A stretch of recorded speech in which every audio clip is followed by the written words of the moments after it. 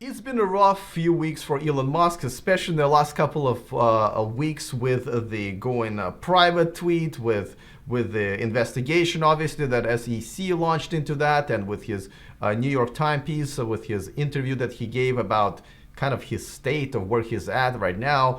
And I've been talking about it on my show, obviously, for the last few weeks. But today I have a great guest, Roger Atkins. You've probably seen him on my show before. Only a few months ago, he was here, and he kind of mentioned that maybe at that time, Elon might just kind of should step away a little bit from his responsibilities as a CEO, maybe concentrate a little bit on SpaceX. And it raised a lot of eyebrows at that time. But it looks like he might have been onto something. So I figured what a great time to have him back and maybe explain himself a little bit more and maybe tell us a little bit about what he thinks, what's happening moving forward, because he is a brand consultant to a lot of electric car brands. He is a V-blogger with over 200,000 followers on LinkedIn. So I'm going to have him on just in a few minutes, and he's going to give us his very unique opinion once again. And all of this is coming up next. Taking over the world, electrifying the world, Welcome to the show. If this is your first time here and you're interested in staying up to date on everything that's going on in the world of electric cars, you came to the right place. Just go ahead and click on that subscribe button so you don't miss anything moving forward. And of course, before we start, just want to remind you that this show and this channel is sponsored by Evanex, the aftermarket accessories for Tesla. All right, without further ado, let me bring Roger to the conversation, and we'll talk Elon Musk and everything else that's happened since the last time he was on the show. Roger, welcome back. Hi, Alex. Good to see you again. All right, same here. And what an interesting time to have you back, because when you were here last time, you made some statements that at that time some people thought were crazy, and turned out that you might kind of been onto something. So before I ask you how you feel about this, let me play this clip of what you said a few months ago, so we can talk about it. So this is what you said. There needs to be a change, and dare I say this, because I know you might not agree, Alex, and maybe a lot of your viewers won't. I think maybe it's a time for Elon to become the chairman of the company and take a lot less of a hands-on role. He's doing an amazing job with SpaceX, and I'm sure that's where his kind of true passion is, certainly where his skill sits. And I think in some senses it would work better for SpaceX if he spent more time there.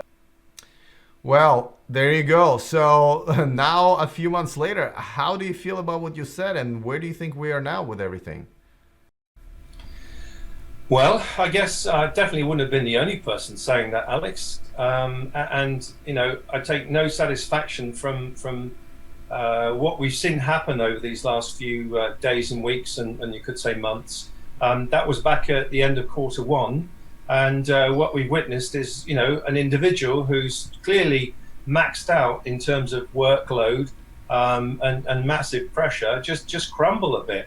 And if it was your friend at work or someone else, just the fact the guy's high profile, very wealthy and famous makes no difference. He's an individual, and more people should just give him that confidence to just just slow down a touch. I guess that's hard to do when you've got the challenges that Tesla have, I suppose. Okay, so yeah, and just yesterday, Ariana Huffington just wrote an open letter to him, and it seems like they're good friends, and the letter kind of made sense to me, I thought, and yet his reply was like, nah, I'm gonna keep doing what I'm doing. Do you think he's stubborn? Like, what's going on? Does he not see a problem? Well, again, anyone in this situation, whether they're famous, wealthy, high-profile company, or just your friend at work, the individual rarely sees the problem, and that's part of the issue. Specifically with Tesla, yes, Tesla is Elon Musk, and Elon Musk is Tesla, but you can't sustain that sort of scenario with a brand and an individual. There comes a point, at some point, where you have to slowly tease those things apart. And I guess, for someone like Elon, he's such a perfectionist, he probably finds it hard to consider anyone else can do anything like the job he does. But there will be people that can do that. Will they have the same charisma and the same character and personality? Of course they won't. But that doesn't mean in Elon stepping to one side that he's not at Tesla anymore and he's not still Mr. Tesla. He still can be. But I just think he mustn't just bury himself under the ground in doing all of this. That serves no purpose whatsoever. It's just sad to witness. It is sad to witness because I mean I'm one of the biggest fans, and I believe he's one of the most important people in the world in general with what he's doing with, you know, just environment and electric car technology and solar technology and everything. Now it's funny that you just mentioned that, you know, he doesn't believe that anyone else can do it, because he literally said that in his interview with New York Times, right? He basically said, well, if you know anybody who can do it better than me, go ahead and put him right in. But the thing is, the answer is, you know what, we will. And that's what the board is looking for, it looks like right now, somebody to kind of maybe help him out with that. But I mean, it's someone has to be around him, a friend or family or somebody who can tell him, say, hey, Elon, you're damaging your own reputation, and then you can go way too far at some point. Isn't there one person around him like that? Well, yes, I guess there are to some extent, but you know, it's not dealing with what's actually happening. It's dealing with the symptoms, and symptoms are typically and classically overwork. You know, he's just absolutely knackered. You know, you can't work all those sort of hours. When he says, you know, he can work 100 hours a week, which means that he gets twice as much work done as most people. Well, yeah, numerically he's correct, but it doesn't mean in terms of efficiency and effectiveness that it's the same thing. You know, anyone who runs good HR department, who runs a personnel kind of approach to helping people develop, will tell you that. It's not the quantity of work you do, it's the quality of work that you do. And being tired never helps to make the right sort of decisions. So and this is sorry to interrupt, but yeah, no, sorry to interrupt, because this is exactly what Ariana was pointing to, right? She basically said there are quite a few studies that show exactly what you said. As a matter of fact, she gave an example of, hey, when you work, you know, 10 to 15 hours, you pretty much, your mind becomes the same as the mind of a drunk person, right? Why can't you? And she's talking to him, like, why can't you apply science to yourself and understand that you just need to chill and you'll be more productive, you know, that way.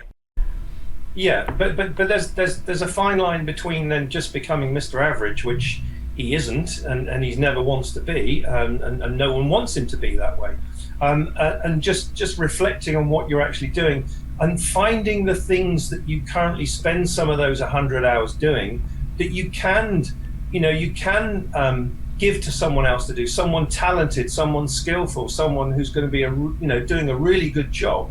You know, it's not as though Elon and Tesla is, you know, in the spotlight 24/7. Yes, they have a high profile, but it doesn't mean that everything he ever does can only be done by Elon because people see it. You know, there must be plenty of things and plenty of occasions and time when that could be delegated. And so I think that's just where he needs the help. For sure, he's stubborn, but here's again the thing: so many of these traits in terms of, you know, application, focus, passion, desire to get the job done right, and why Tesla's become such a fantastic company and why they've driven so much change. So, you know, it's all caught in conflict between, well, if I don't carry on, everything will start to go backwards. But at the moment, carrying on the way he is, things are going backwards. So it's a bit, you know, he needs to be a bit counterintuitive. I mean, he's a very clever guy, so he surely must understand this scenario. Well, okay, but so listen, he's put a comment on Twitter that obviously he admitted was a mistake. Him hanging up on the Alice during the earnings call. Now his tweet that is essentially launched the investigation, and he could technically go to jail for a prison for that. Now the New York Times piece. And so many other things. What needs to happen for him to understand and change himself and the way maybe he conducts business and maybe takes care of himself a little bit better? Like, what is that rock bottom that needs to happen? And do you think it will happen before or after something bad happens to him or the brand? Well, that's a big question, and a lot of people are hanging on the outcome of all this stuff. Not the least of which are the employees, as well as customers, as of course shareholders. It's a challenging time. What should happen? Well, this is going to sound very old-fashioned and maybe typical of someone of my generation, but his mother is a really strong character and would appear to be a very interesting person. I'm surprised that maybe Musk should go and tell him, Elon, just chill out a bit, man. For God's sake, don't take a chill pill, because there's enough of all that stuff going on. Just let's just work out what to do. People want to help you. They like you, not just because of what you've done, but just as an individual. So I think it's down to family, for sure. And it's the thing about what's going on with the SEC. I'm not a big financial whiz either. I don't understand the complexity of all these things that go on. And your point about what might happen as a consequence of what he's done, I don't know that. Neither with respect, Alex, to you as to whether something serious is going to come out of it. We read all sorts of things, but they all get twisted. Some of them are the truth. Some of them are just absolute downright lies, and then some of them sit somewhere in between those things. And it's hard to make sense of any of it. But for sure, I go back to my point. If you're tired and so stressed and overworked, you're going to make mistakes. You're going to potentially say or do things that someone in that sort of office, of that sort of public company, simply shouldn't do. And there can be consequences for it. And I hope they're not something that's going to go and slap him in the face right now. But I do hope that he and others will seriously, take a review of it all and actually do something, not just talk about it, or certainly not just tweet about it.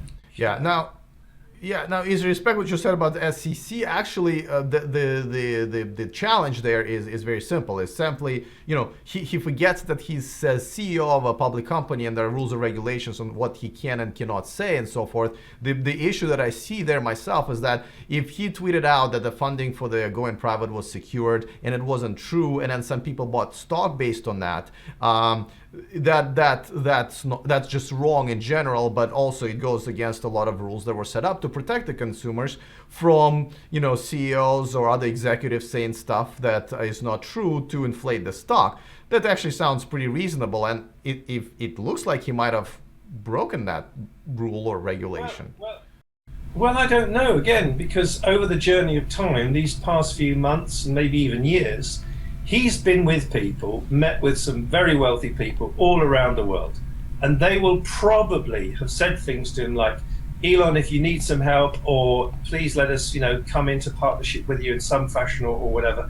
And along the way, then that goes in his memory bank, and then he can say his interpretation of it, reasonable interpretation, can say, the money's secured because of all the conversations he's had in the past.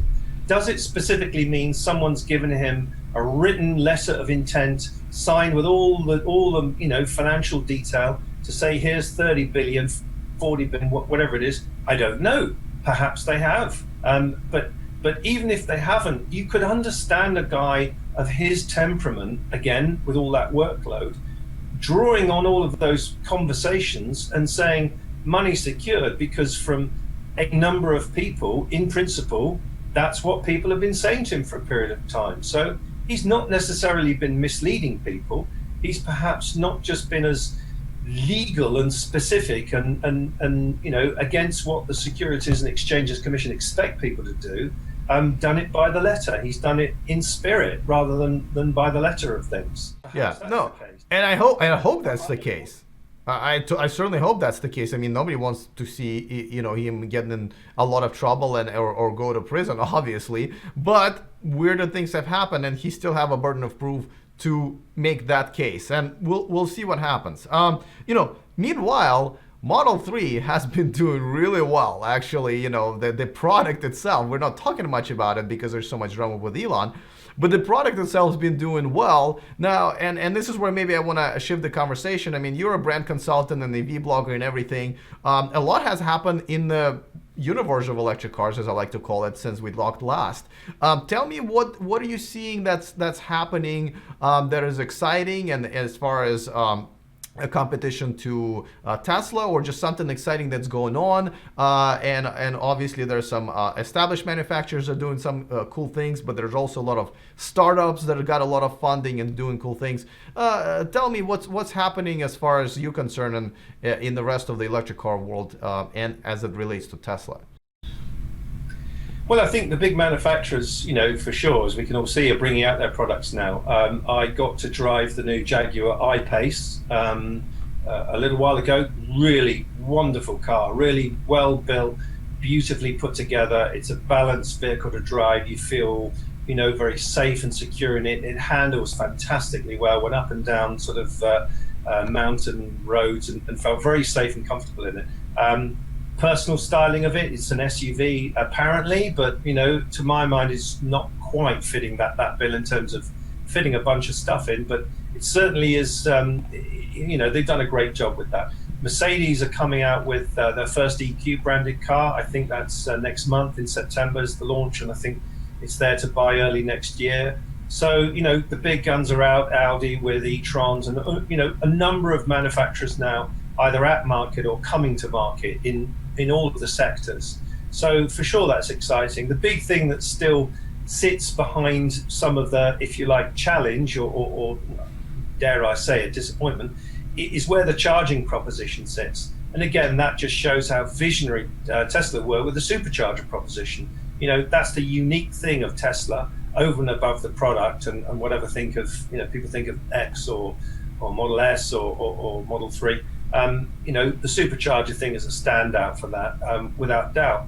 But there's a lot going on. But I think we still have to remember the huge challenges around batteries, in particular, the production of batteries and their cost, the availability of and the difference in how the OEMs need to keep selling what they've already sold for years to pay for a lot of this new stuff. And also trying to work out where the profitability is in selling individual vehicles and the business as a whole.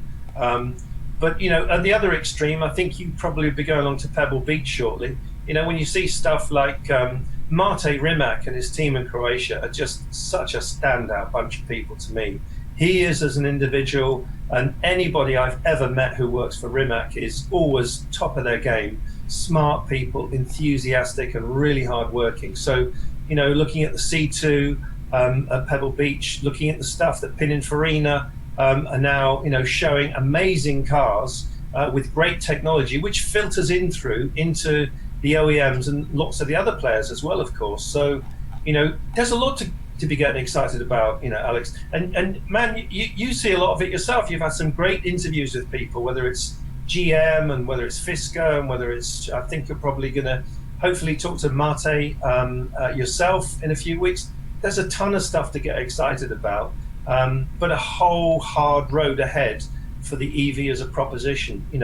We're certainly not, game over, game done, anything remotely like that. This is still a challenge to present and progress the electric vehicle industry.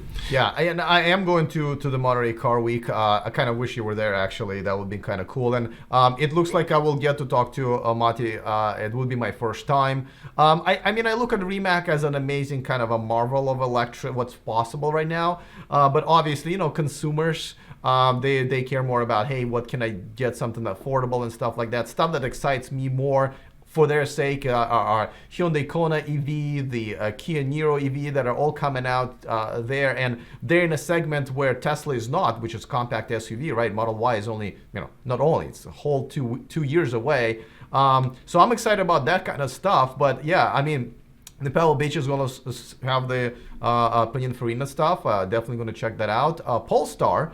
Volvo's Polestar 1 is going to be unveiled, though again, disappointment because very small production sort of run.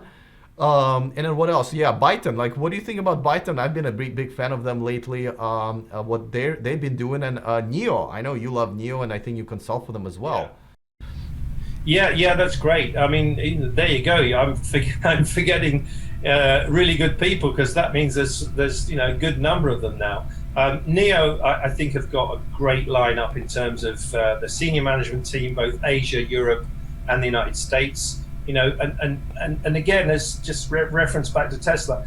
It's a group of individuals. It's not just one person. It's not just Padma Warrior. It's not just Jack Cheng. It's not just William Lee. They have a number of founders. They all have a presence in terms of explaining the proposition, and I guess taking some of the weight on their shoulders of responsibility to put the business together. Biden has got, I think, in the senior management team, from memory, most of the original BMW i3 creators and sort of guys that really put that tech together really well. Yeah. And a friend of mine, Kenny Handkammer, who was is a Formula One legend in terms of race mechanics, was also at Tesla for a year. He's now in the senior management team at Biden. So I know if people like Kenny Handkammer, with all of his heritage, go to a company, that means only good things. That means that there's some cool stuff going on, and interesting times ahead. So look, there's so many, I'm forgetting who they are, Alex. You're having to remind me. That's partly because I'm old, of course. You're a lot younger. It's easy. Not a lot younger. And my memory is probably just as bad as yours. But so I've been excited about Biden for a while. I'm going to see them again. As a matter of fact, I think I'm going to moderate one of their panels at the TechCrunch Disrupt in September. I'm also excited about going to the launch of Audi e-tron here in San Francisco. Are you going to be coming to that? Do you know? I'm hoping to get out in California before the end of the year for sure. A couple of things are coming up, so I can assure you I'll tell you as soon as I do. And another company, you haven't mentioned them, so you've just forgotten one, Lucid. I think Lucid have, as a small team with not crazy money, have put together a really interesting proposition pretty quickly too. And I think that's got some serious attention from the right people as well. And of course, they're doing some work on the battery. They have already done it, of course, for the new Formula E season. Season 5 starts with a new battery, single car, goes much further. And the tech for that, the battery tech for that, has been done between a few people, including Lucid and McLaren. There's some very busy. Did you hear? Cool stuff at the moment. Did you hear the Lucid news today that the Saudi Arabia fund that was eventually looks like will fund the Tesla going private? They've actually talking to Lucid, and it looks like they might be investing $1 billion in them to take a major step, in control of the company. It's not. I mean, I reached out to them. They said we're not going to comment and everything, but it's Reuters that are reporting on that. So that sounds like a very interesting. I don't know if the Saudis are going to just go take over Lucid, or they're going to go for both. But yeah, Lucid looks like they're going to get a second life if that's actually going to come to realization. I hadn't heard about that. You're giving me news hot off the press. That's interesting. But I'm kind of not surprised, because whether it's Shell, BP, the Saudis themselves, they've been now for some considerable time looking at the alternative road ahead in terms of not using fossil fuel. And they're smart. They take good advice. They look at what's going on, not just with electric cars, but renewable energy, AI, all the things that might or maybe will, depending upon your view, become all part of the new global economy. These guys are too smart to just sit back and count their oil money and hope for the best. They've been doing a ton of this stuff for quite some time, so that kind of doesn't surprise me that looking at somebody like Biden. Yeah, they're small, neat, Lucid. Great stuff. Lucid. Sorry, yes, Lucid. No, I'm absolutely. Granted, the only thing that I see a problem is that where the money is coming from. It's kind of, a lot of people look at it as, hey, it's the same budget that funds terrorism on the other side, which is really the opposite of what I think a lot of electric car movement stands for. And I don't mean to start a conversation about it. I'm just saying that it looks like that might be a concern when Saudis are going to start taking over some of these companies. All right. Last question for you before I let you go. Let's say we're talking December, right? Since you're so good with predictions, where do you see Elon and Tesla at the end of the year? Do you think Do you think he keeps running himself into the ground and gets in real trouble, or do you think he adjusts? And what do you think is going to happen with the rest of all of this emerging technology? Do you think there will be another a company or brand or car that will start making a real case for another superstar in the electric car industry, besides Tesla? What do you think? What do you think is coming up? Well, I think when we spoke before, I said China is the place where a lot of this stuff now is rapidly accelerating. A great deal to do with the fact that government do actually direct and dictate what will happen. And that's very good for business because it gives people, a very defined and detailed roadmap to work to. So I think what will we see, over these months and years ahead? A lot from China for sure. Tesla, what will happen there with Elon? I really hope that come the end of the year, and well before that, in fact, that he manages to, maybe not let go of both reins, but just holds only one of the rein and shares it with someone else. It's going to need someone pretty special to do that. But I think that has to happen, and I think it will happen. Where will Tesla be in terms of ownership? Look, I'm really not that smart to fully understand all the details of this. In the, could it still be a public company? Will it be privately owned? I don't know. And sometimes, despite all the things that you look at and try to understand and research, if you're honest with yourself and other people, you just have to say, I don't know. The thing in terms of the electric vehicle arena in general, Alex, that I think is still yet to play is wireless charging, because so much focus is on the battery and battery technology and solid state and all of that stuff. But what people perhaps should reflect on a bit is electric vehicles run on electrons, not on batteries. And if, for example, particularly trucks and buses and taxis, things that work on closed loop environments, maybe have less reliance on the battery because they can take a charge through the air, maybe we're going to start to see that emerge as something quite important. I've said this for a long time and it hasn't happened yet, but I still believe it. I still think that's going to be part of it. So that's just a few things, but there's a ton of stuff coming along that's getting interesting. It's getting very interesting. All right. Well, listen, obviously I can talk to you for hours and hours and hours. Hopefully I'll see you in California. We get to do this actually live in person. That would be pretty cool. I'm looking forward to the Monterey Car Week and Rimac and all of those companies you've mentioned. So let's continue this conversation next time, and I'm interested in hearing what you're going to have to say just another few months, because I'm sure there will be a lot of stuff to talk about. So thank you for coming on. And before you go, please let us know, please let my audience know once again, and I'll put the links in the description of this video. Where can they find you? Where they can get more information? I mean, there's a video of you interviewing Rimac CEO Mate and a few other interesting videos. Tell them where they can find you. Thanks, Alex. Yep, you can look me up on www.electricvehiclesoutlook.com, or you can look for me on LinkedIn. I'll be happy to connect with you, share some ideas. I'll be interested in what you're doing if you're in and around the electric vehicle arena in particular. But if you're just interested in it and you're outside of that, I'd love to connect too. So LinkedIn, website, don't really do Twitter, don't really do the other stuff. That's where I focus. So that's where you'll find me. Thanks very much, Alex. Can't wait until Elon Musk says that. Huh? When you're with Mr. Remack, please give him my regards and say Roger says hi. Absolutely, I will.